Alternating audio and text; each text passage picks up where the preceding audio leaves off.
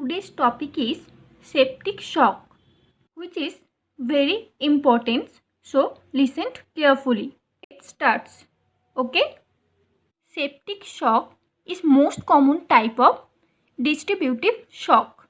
So before I will discuss about septic shock, I want to tell you all about distributive shock.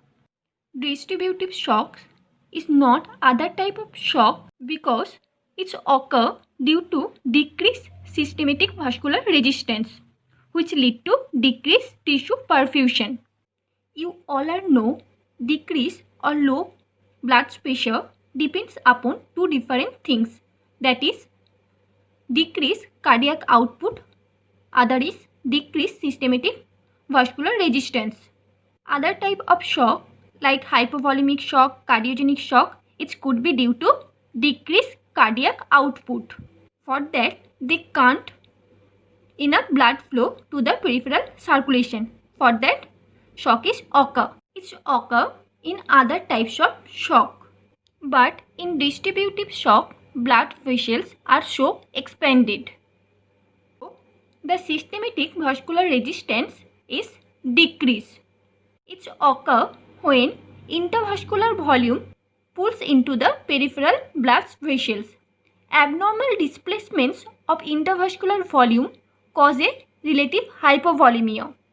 For this abnormal displacement of intravascular volume, not enough blood return to the hearts, which lead to inadequate tissue perfusions. That means oxygen can't get in the tissue properly. Hypoxia occur and it progresses to ischemia, necrosis of the tissue. Tissue starts dying, for that organs start falling. These distributive shocks are classified into three groups. That's a septic shock, neurogenic shock and anaphylactic shock. So come back to the today's main topic, that is septic shock. So septic shock is most common type of distributive shock which is caused by widespread of infection or sepsis. So septic shock is a subset of sepsis, and sepsis means life-threatening organ dysfunction caused by dysregulated host response to infection.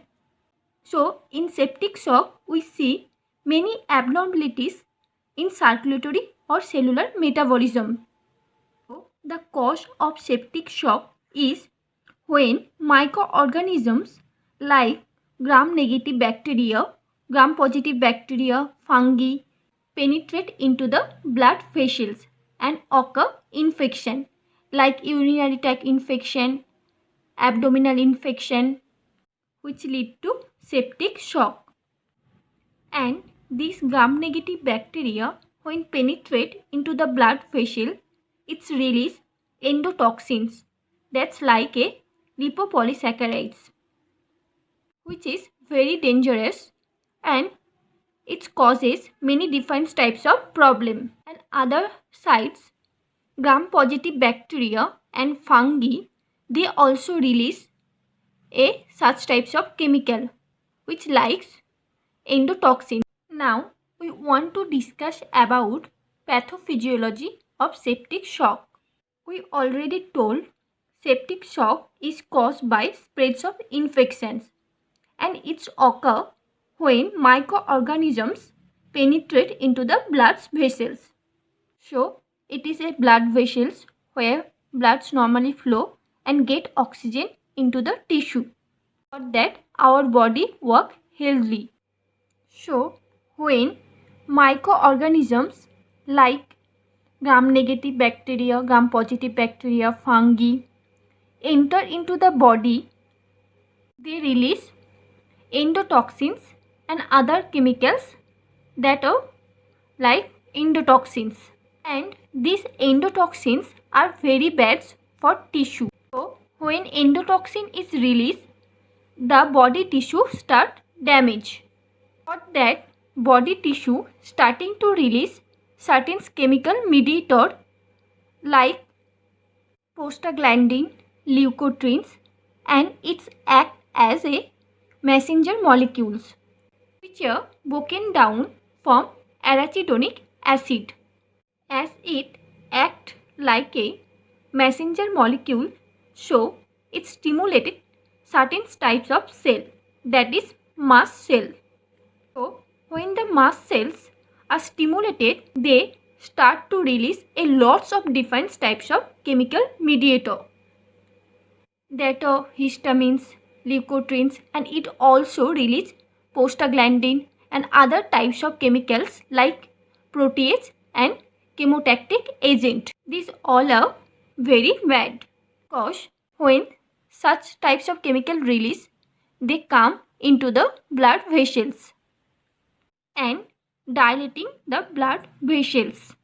When the blood vessels are dilated, that means blood vessels are very leaky and increase vascular permeability. So when the blood vessels are dilated and leaky, so it's going to get bigger. For that, vascular resistance is decreased. So ultimately what happened? Blood vessels are dilated. That means vasodilation is occur and increased vascular permeability because of large amount of leakiness. So when lots of fluid leaking out from the blood vessel into the area of actual intestinal space, which is very dangerous, because when fluid leak into the intestinal space, it can start accumulating clots into the tissue space. For that, blood volume is decreased. So when the blood's volume start decreasing, this lead to potential decrease the blood pressure. For that, it's very dangerous. When the chemotactic agents comes into the blood vessels, these are try to signals our immune systems, and here also presents some monocytes, neutrophil. These are monocytes and these are neutrophil. And when the chemotactic agents try to signals our immune systems, the monocytes and neutrophils, they are going to try to fight off this bacteria. But this, they are pulled them out. Other side, when the protease present into the blood vessels, these are going to try to activate the complement proteins C3 and C5. When the complement proteins are activated, they are stimulated the endothelial cell becomes very permeable. So when it's going to try to increase the permeability, it's going to enhance the inflammatory response. Other hand, this chemotactic agent also play another role. When the chemotactic agents present into the blood vessels, it draw a lots of white blood cells. That means a lots of white blood cells come over in this area. When there also presents some bacteria, these white blood cells trying to fight of this bacteria. So when the WBC trying to fight of this bacteria, during these times WBC start releasing a bunch of chemicals that are interleukin 1, interleukin 6 and 8 and TNF alpha. When the WBC releasing these chemicals in high amount, it's going to hypothalamus, and we all know hypothalamus is a temperature regulatory organ. Means it regulates the temperature or maintain the temperature of body. So when these chemicals reach into the hypothalamus, going to reset the actual hypothalamus temperature and going to lead to increase PGE2. this PGE2 change our body's thermometer reading. So it's develop increased body's temperature, which ultimately lead to fever. Another side, this interleukin 6 goes into the bone marrow and liver. So when these chemicals are going into the liver, livers are going to respond in these chemicals and produce a lots of proteins that's called acute phase reactive proteins. These proteins like a C-peptidase and others globins and others different types of proteins. And this protein specifically indicates a lots of inflammations. And this interleukin 8 goes into the white blood cells and signal the white blood cells to increase their actual phagocytic activity. And it also increase chemotaxis. What is chemotaxis? Chemotaxis is a movement of an organism in response to chemical stimulus. So, it means it is a shaka. Sometimes this chemotaxis goes into the endothelium and this can lead to two things. So, when the chemotaxis going into the endothelium, it's going to tell the endothelial cell to increase the expressions of plasminogens activator inhibitor types 1, that is PAI1. And we all are know in the endothelium there has a process. In this process plasminogen convert to plasmin and this plasmin break to the blood clot and tries to causes fibrinolysis. This process is happened by tissue plasminogen activator. That's when the chemotaxis goes into the endothelium and increase expressions of tissue plasminogens activator inhibitor type 1. So it can't activate the plasmin. So the plasmin's levels are start to decrease. For that they can't able to break the blood clot. So it's lead to develop some types of blood clot, which is actually develop some types of microvascular occlusion. And when the blood clots are developed into the blood vessels, that means blood flow is decreased and blood can't reach beyond the tissue. Oxygen can't get into the tissue. For that, ischemia is occur. Another side, this chemotaxis also increase the overexpressions of another type of protein, that is tissue factor.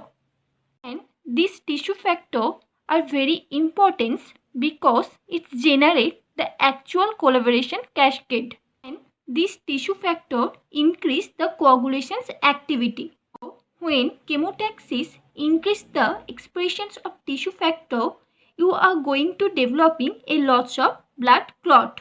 And this causing increased microvascular occlusion. And when it's happen into the various parts of the body, it can lead to septicemia and which lead to disseminated intravascular coagulation. Ultimately what happens?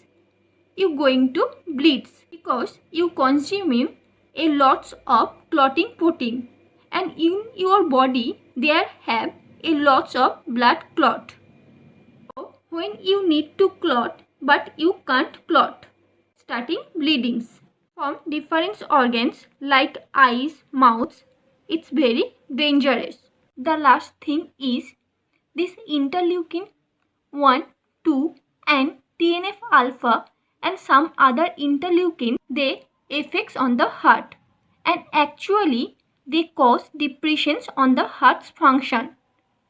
They actually depressed myocardial contraction and it's very dangerous because you not getting enough oxygen delivery to the tissue and you start to developing a lots of lactic acids and these lactic acids are very bad. And these interleukin 1, 2 and TNF alpha also have depressive activity on the myocardium, on the hearts.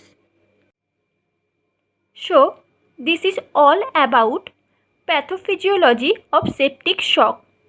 I think all guys here understood easily, and it is very important. Please try to understand. Now we talk about management of septic shock. Septic shock require immediate intervention to preserve life. For that, at first we want to know why the septic shock is occur and then correct the underlying cause. Current treatments of sepsis or septic shock involve as soon as possible identification and then eliminate the cause of infection. So the goals are identify and treat the patient in early sepsis within 3 hours to optimize patient's outcome. Complete patient presentations or symptoms within 3 hours, such as obtain serum lactate level and blood culture prior to administrations of antibiotic, and administer prescribed broad spectrum antibiotics, and initiate aggressive fluid resuscitation in patient with hypotension or elevate serum lactate level. So rapid identification of the infection source is a critical element in managing sepsis, and for that specimens of blood, sputum, urine, wound drainage and tip of invasive catheter are collected for culture using aseptic technique. IV lines are removed and reinsert at an alternate site. If possible, urinary catheter are removed or drainage, and any abscess are drained and necrotic area treated. And all culture should be obtained prior to antibiotic administration. And current guidelines suggest that antibiotics should be initiated within the first hour of treatment of the patient with sepsis. Next, fluid replacement therapy. Fluids may be given to correct tissue perfusion that result from incomplete vasculature and inflammatory response. And this reestablishing tissue perfusion is a key factor to the management of septic shock. Intravenous fluids are used to help the resuscitation to increase the blood's volume within the blood vessel space. At least 2 intravenous lines with large gauge needle should be initiated and maintained for fluid administration. And this IV infusion at least 30 ml per kg of crystalloids over 30 minutes. And these crystalloids are electrolyte solution that moves free between intravascular compartments and interstitial space. Common intravenous fluids are 0.9% sodium chloride solution and Ringer lactate solutions are used to maintain intravascular fluids volume. When IV is given, monitor the BP, fluid responsiveness with passive leg raise, urine output and serum lactate level are also monitored to assess effectiveness of fluid resuscitation. Next, pharmacological therapy. When the infected organisms are unknown, broad spectrum antibiotic agents are given, and it starts until culture and sensitivity response are received. This antibiotic should be changed when the physician specified the infective organism, and when the fluid therapy alone does not effectively improve the tissue perfusion, some vasopressor agent should be given. Specifically, norepinephrine and dopamine should be given to achieve mean arterial pressure of 65 mmGh or higher. And inotropic agents should be given to provide pharmacological support to the myocardium. Neuromuscular blocker agent and sedation should be provided to reduce metabolic demands and provide comfort to the patient. And deep vein thrombosis prophylaxis with low dose unfractionated heparin or low molecular weight heparin in combination with mechanical prophylaxis should be initiated. Next, nutritional therapy. Nutritional supplement should be given within 24 to 48 hours because malnutrition further impair the patient resistance to infection.